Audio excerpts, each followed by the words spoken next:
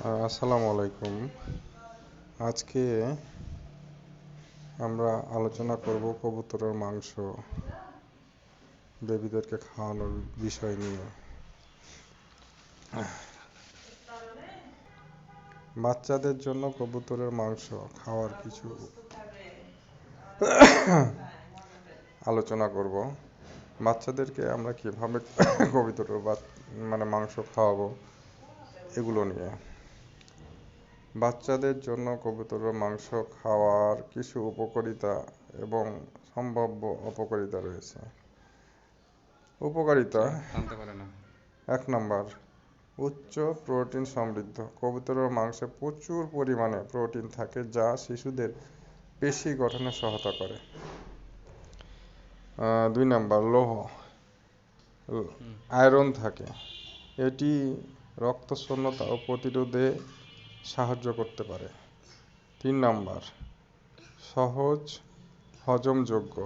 কবুতরের মাংস তুলনামূলকভাবে নরম ও সহজে হজম হয় যা বাচ্চাদের জন্য খুবই ভালো। 4 নম্বর, উচ্চ পুষ্টিমান। এতে ভিটামিন বি কমপ্লেক্স, জিঙ্ক ও অন্যান্য খনিজ থাকে যা শিশুদের বৃদ্ধিতে সহায়তা করে। 5ম, কম চর্বি। কবুতরের মাংসে ফ্যাট কম থাকে তাই ওজন বৃদ্ধির আশঙ্কা কম।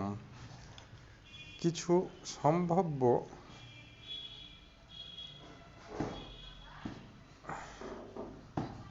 সম্ভাব্য অপকারিতার বিষয় নিয়ে কথা বলবো। কবুতরের মাংসে কিছু অপকারিতা, যেমন অ্যালার্জির সম্ভাবনা।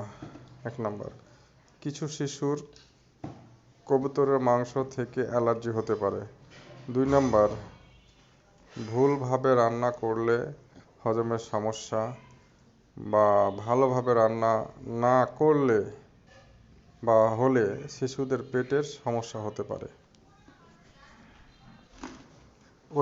3 নম্বর, অতিরিক্ত প্রোটিন সমৃদ্ধ সৃষ্টি করতে পারে।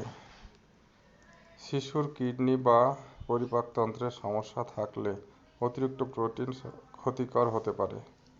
4 নম্বর,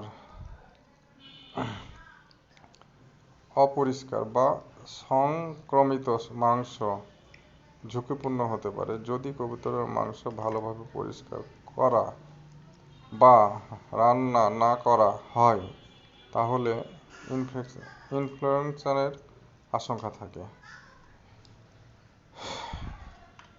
কখন বা কিভাবে খাওয়ানো উচিত? 6 থেকে 8 মাসের পর থেকে ছোট পরিমাণে খুব ভালোভাবে সিদ্ধ করে খাওয়ানো যেতে পারে। মসৃণ পেস্ট করে বা নরম করে খাওয়ানো ভালো যেন শিশুর গলায় আটকে না যায়। অতিরিক্ত মশলা না দিয়ে রান্না করা উচিত।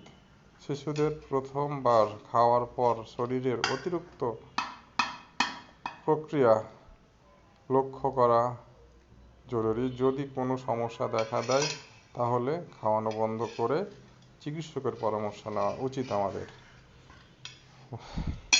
আজকে যেমন আমার বেবিকে আমি মাঝে মধ্যে কবুতরের মাংস দিয়ে খাওয়ানো হয় বা খাওয়াই।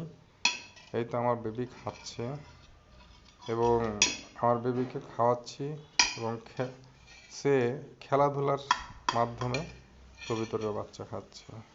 তো প্রত্যেক গার্জেনের উচিত শিশুদেরকে সচেতনভাবে খাবার খাওয়ানো এবং